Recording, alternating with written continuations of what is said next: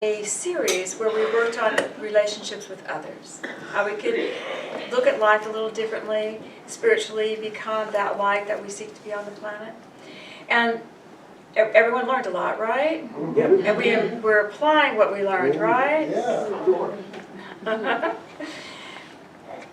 This month we're working on having a new relationship with God.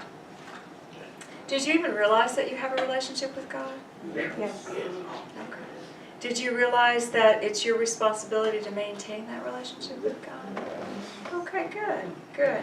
You know, we all have those friends and those people that we love dearly and we don't see them frequently. Yet when we see them, it's good, you know, and it feels good, and we catch up and it's like no time was lost, and then we don't see them for a while. Do you realize how many people have that relationship with God? And it's really good when they reach out, and it's fabulous, but then there's lots of time in between. I used to hang out with some ladies, and there were about 6 of us, and we made it a point to get together on everybody's birthday. So we saw each other 6 times a year, and we had a great time. And we kept up with one another, and it was fabulous and fun, but we didn't see each other in between. So were we a part of the daily lives of each other? No. But we were soul connected, and we loved each other. So any relationship, even if it's going to be that kind of a relationship or a personal relationship, requires that there is a plan. Not a, well, when we get around to a situation. Got it? It's a plan. Any relationship that you want to grow, you have to invest your energy into. I know that. All right. So, what I want to talk to you today about is having a relationship with God that becomes communicative always. And for many of you, this is, I know this is something that you may do, but as you listen, perhaps you can hear something slightly different that will help you. But I wanted to break it down real easily. So, you guys ready? This is our ABCs. ABCs. All right. To have a relationship with anyone, you have to turn to them. And taking our awareness to have a relationship with God means we have to turn toward God. You know, in the New Testament where Jesus is saying repent and John is saying repent, you know what they're saying. Turn to God. They're saying turn back. That's what repent means. It doesn't mean you're evil, wicked, and you need to change. It means turn back, literally. That's what the people heard. Turn back to God. Turn back to your spirit. So to have a relationship with your spiritual nature, your own spiritual nature with God, your Creator, we need to literally turn our focus back to that. So we turn our focus back, we connect, we ask, and then we connect, and then there is an expectancy. Do you understand? Everybody with me so far? It's really simple. Turn back to God, not like God bless it, like turn to God. God. We connect. We ask for something. God, I want to connect with you. I'm asking to connect. And then there is an expectancy that you're going to get something in return. Expectancy in your mind creates a willingness to hear. If you don't expect to hear, are you going to hear? I love it. There was a beautiful song that came out several years ago, and it said, I just prayed to a God I don't believe in. I went, bingo, man, that's awesome. At least he prayed to somebody. But is the expectancy that there will be a return? Maybe not. But what made him pray? Something uncomfortable. Something uncomfortable. Choosing to connect when we are creating a plan to have a relationship is different than connecting when we're in discomfort. You guys know people that come to church all the time when their life is in dire straits. And what do they get? Love and support and a new job and a new career and a new relationship, and it's fabulous. Then they stop coming because they don't need it anymore. And it may last a while. But then there'll come another time when they're in another level of challenge. And where do you think they'll go?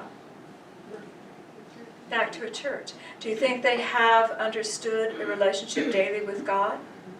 Maybe the good intentions are there, but it requires discipline to a plan to really have that. I want you to hear that first. I know discipline is a word we try to avoid, but discipline to a plan is what really sets the tone. Okay. When you have expectancy, you're willing to hear. All right, so I'm going to talk to you about including God in your daily life. When there is discomfort and when there is joy, not just when there's discomfort, not just when you don't know what to do, but also when you are celebrating life, including God in your daily life. This means you are consciously participating with God. There's a conscious mind participation.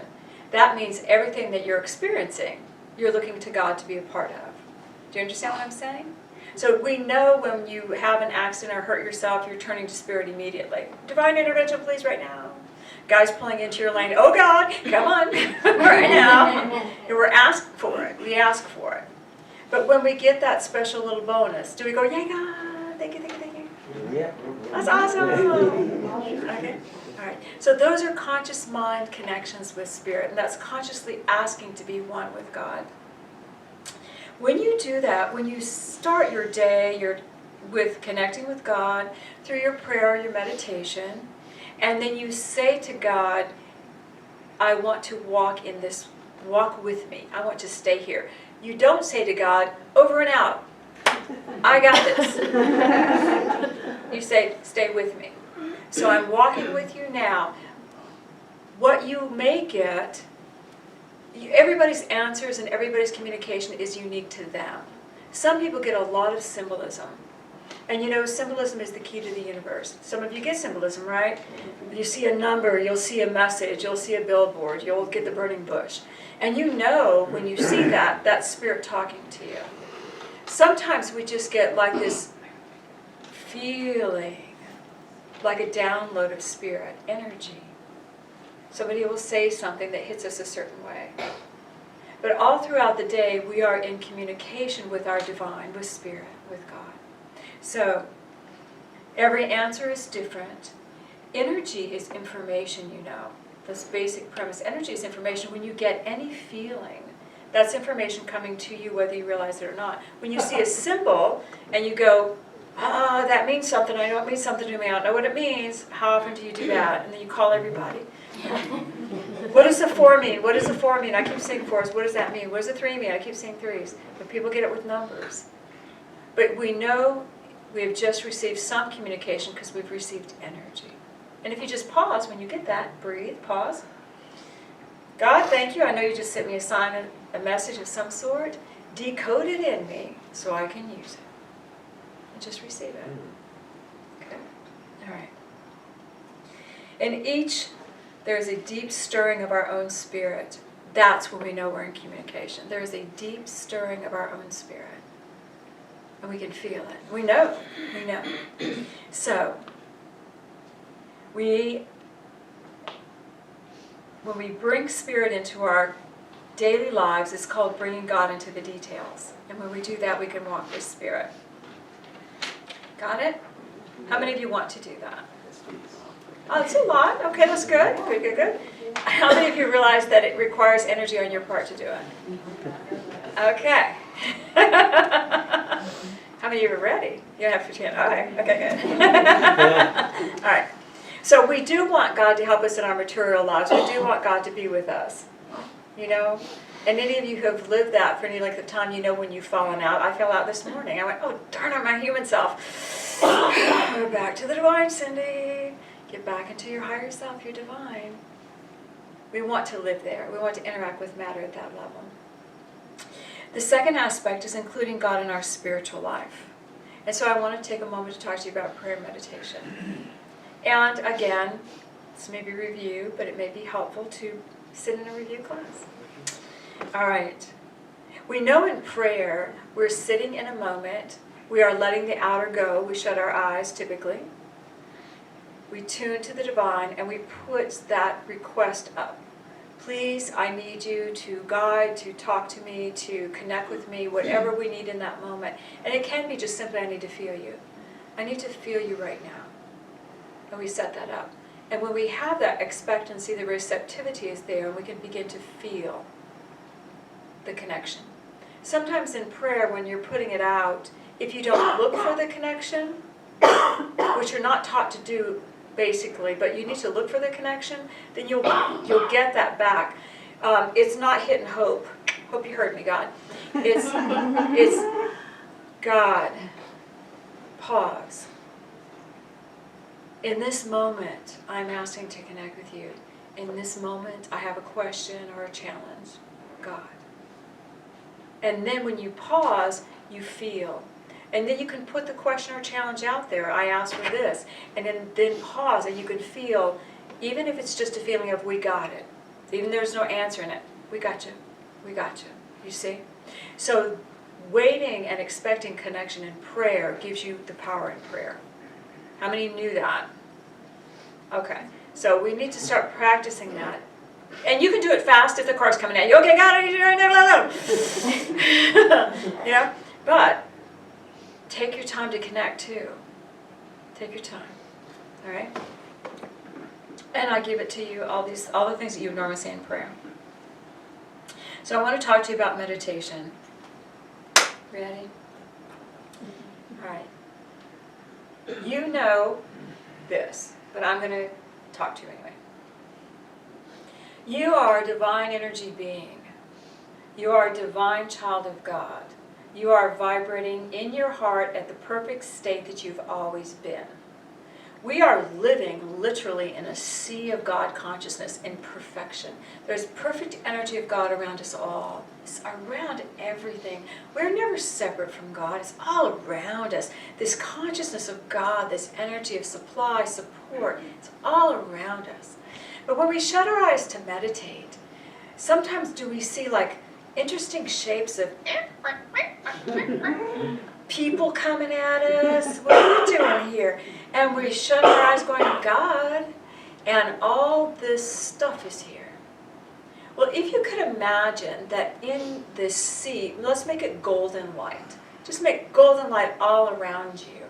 And then imagine that you could pull back and just look at maybe your neighbor, maybe not yourself, and look at their energy field in the sea of golden light. And you may see circling them very odd shapes and colors. And these are the thoughts that they are living in. Your thoughts take up space. Your thoughts color the vibration. Actually, take up spaces. I'm trying to get you to understand in a linear way. Don't take that to the bank. Your thoughts create vibrations, which create form, which are around you. And so in the forms around you, maybe the people you carry because you felt sorry for them, or the fear you have about money over here, or you're mad about this over here, or your old childhood memories are hanging right there in the periphery so you can still see it, giving you a hard time. So when you shut your eyes to go to spirit, the first thing that you see are your own thoughts. They're your own energy. They're the things you carry. Why can't I just shut my eyes in meditation, God be there? Because you're a child of God, and God said to you, go and create. And that's what you created. All these wonderful things that are around you.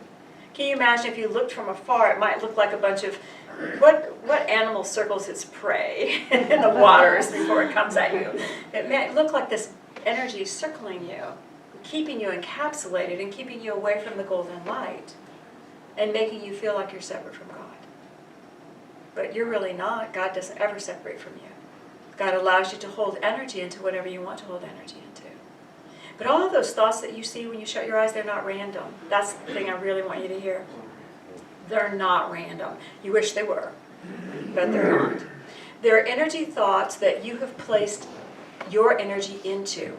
So let me give you just some questions that place energy into thoughts. You ready? I wonder why they did that. The minute you want to know an answer in somebody else's life, you've just connected to them and now they're swimming around your energy field. And the only way really most of us ever understand why anyone does anything is if we have to walk in their shoes. Do you really want to call that to you? If they're rich. Okay.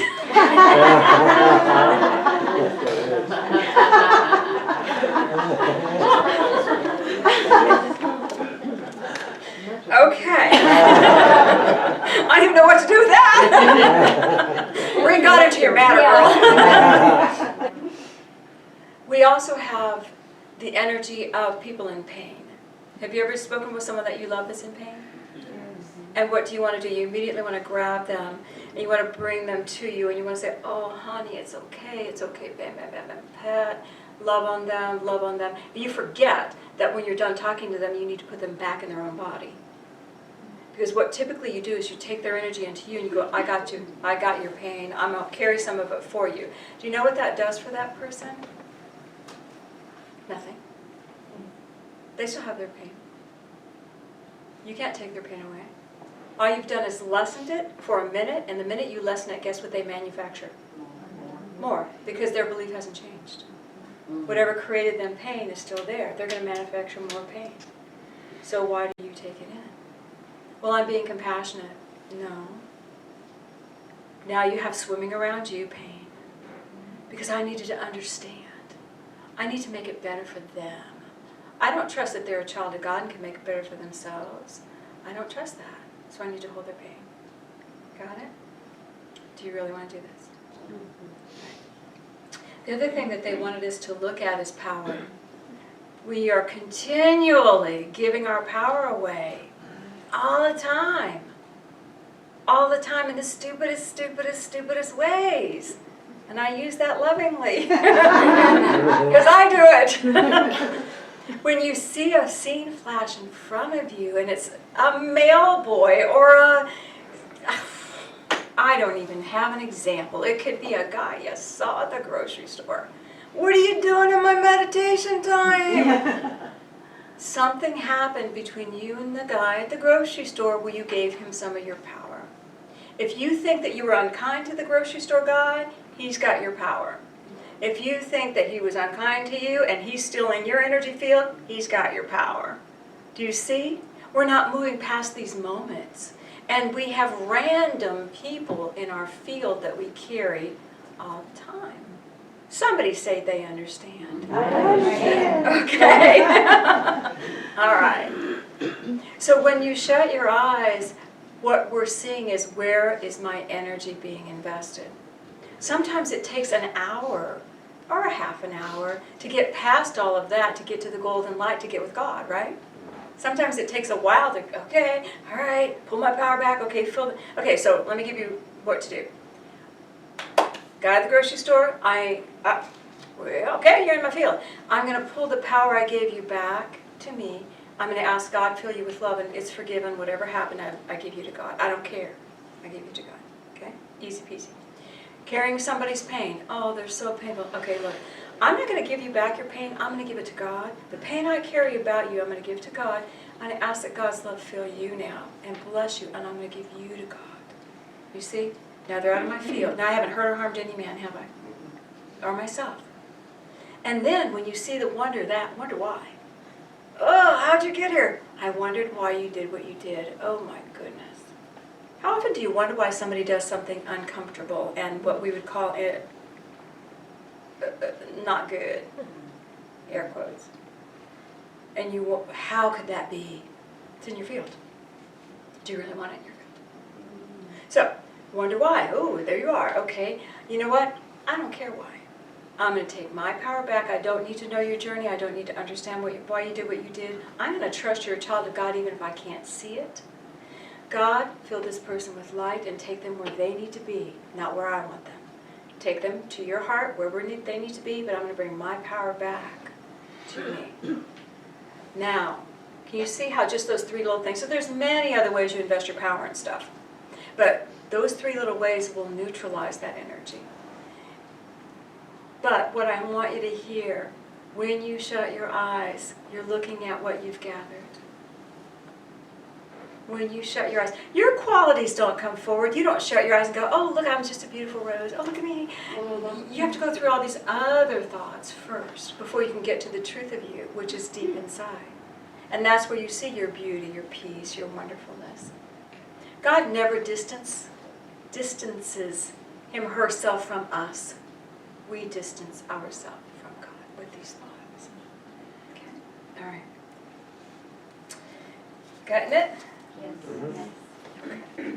Where do we want to invest our energy? I will share this with you. A long time ago, 30 years ago, a man named Paul Esch, who was a spiritual leader at the time, told us a little saying that someone taught him along the way, and I have not left it. And I grabbed hold of it, and I said, thank you very much, and I keep it. And I do this every night. I now recall, gently, all power and attention that I've given to any person, place, or thing outside myself. I recall it back to me, and I give this energy back to